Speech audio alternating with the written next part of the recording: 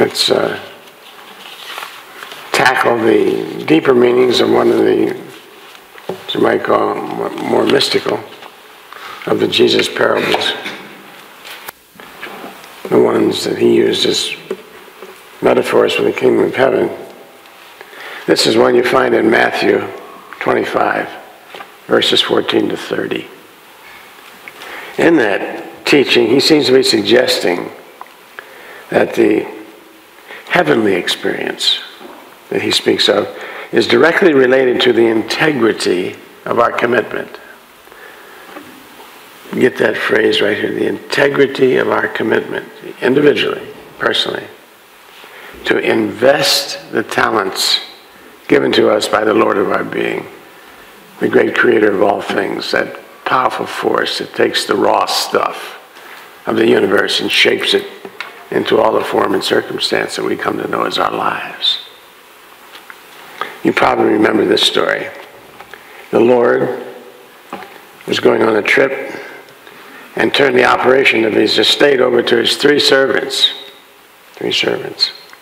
While he was gone, he charged them each with varying levels of responsibility, depending on what biblically is recorded as their several abilities. Each of them had a different collection of talents. And during his absence, the servant to whom the Lord had given 5 talents invested them well, made a tidy profit, and when the Lord returned, he said, Matthew 25:21, "Well done, thou good and faithful servant. Thou hast been faithful over a few things. I will make thee ruler over many things. Enter thou into the joy of the Lord." You've invested your talents wisely. So far, so good. Likewise, the second servant, who had been given 2 talents, put them to useful work, adding to the estate. And when the Lord returned, he said again, "Well done, thou good and faithful servant. Thou hast been faithful to a few things. I will make thee ruler over many things. Enter thou into the joy of the Lord." What generosity. What generosity. And now comes the plot shift and the lesson.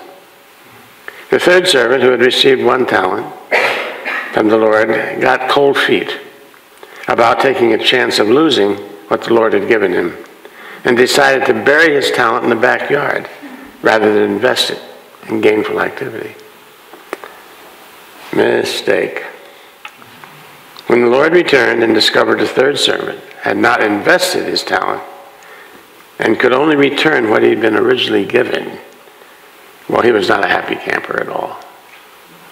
He landed all over the hapless servant, declaring, "Thou wicked and slothful servant."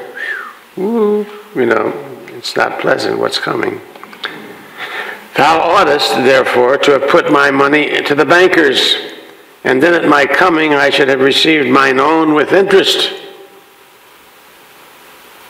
Take therefore the talent from him, and give it unto him which hath 10 talents. For," this is one I can never understand, "for unto everyone that hath shall be given, and he shall have abundance. But from him that hath not shall be taken away even that which he has." Matthew 25:26 to 29. Tough boss indeed. The universal principle. But begging your pardon, no one ever said waking up was a rose garden. It's not going to happen. So do you kind of get an inclination of what's being referred to here in terms of the talent talk? Why was the master of this little piece so upset? What kind of talent? What was missing? You ever give it any thought? I used to look at this and nothing ever jumped out at me. But the short story here seems to be, if the flow of your life experience presents you with an opportunity to invest your creative juice in a righteous response to the unfolding moment, jump right in.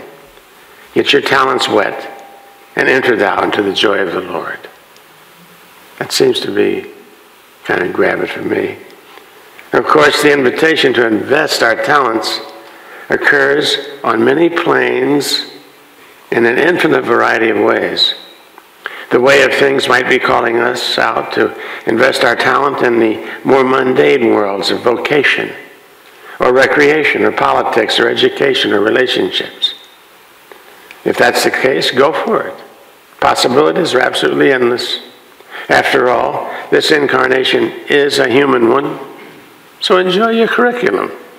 Why not? And max out on it.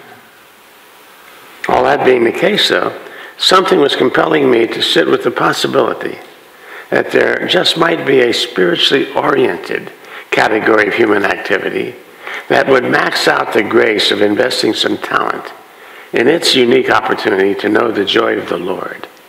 Then it struck me. One verse after Jesus concludes his teaching on the talents, he began his discourse on the goats and the sheep, articulating exactly how our choices in the arena of service to humanity determines which of these Hebraic symbols we get to identify with and the consequences thereof. The condensed version goes like this. You're a sheep, mazel tov. You're a goat, Rev. You remember the teaching. It's the one that ends with, inasmuch as you've been of service to one of these, the least of these, my brethren, you've done it unto me.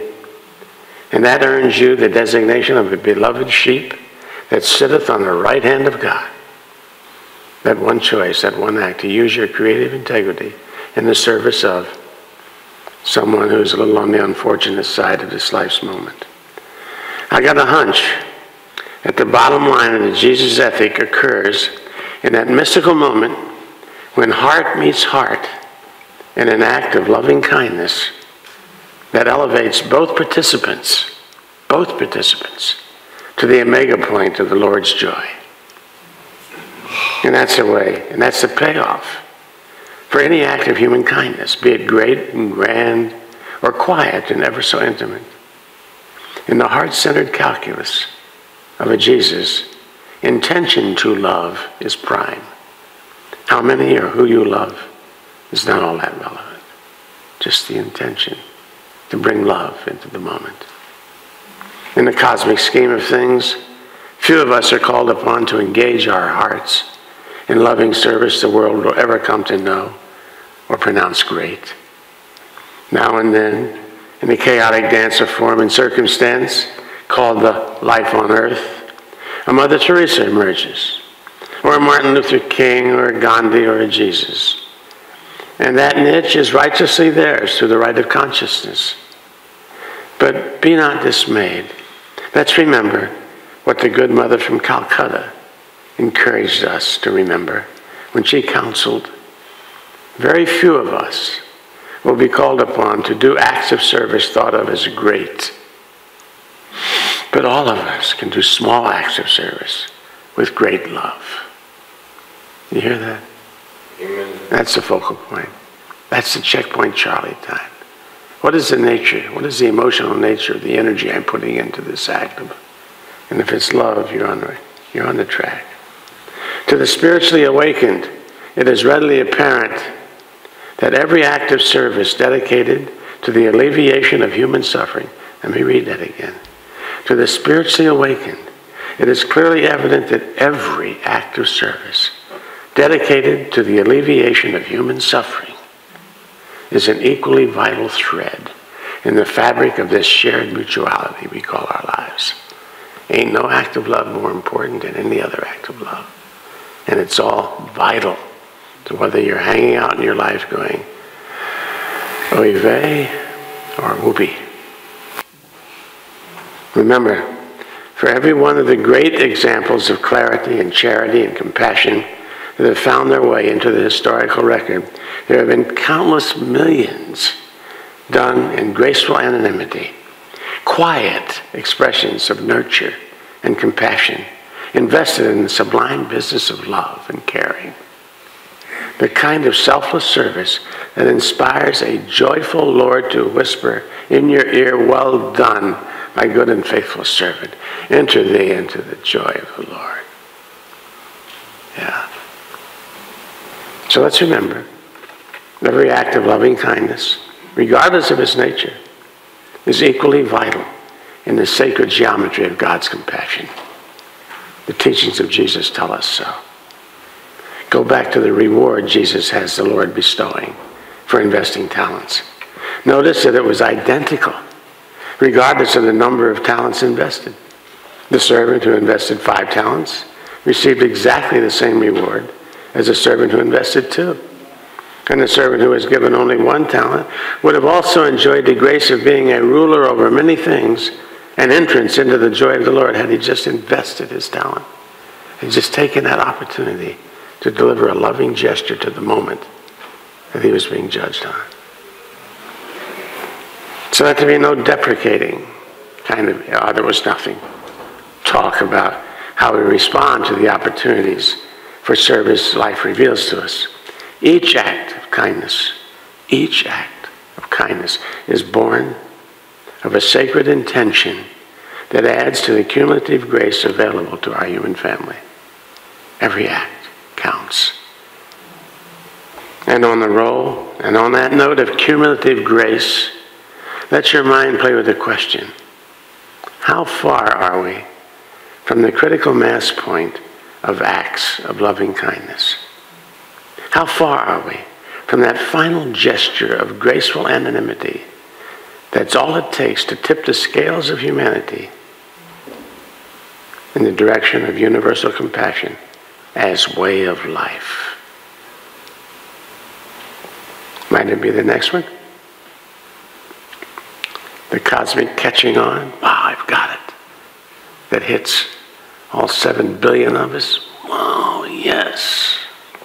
That's where it's at. That's where it's at. Could it be yours? Might you be the next one? Why not make your Valentine commitment this coming February to be that source of love?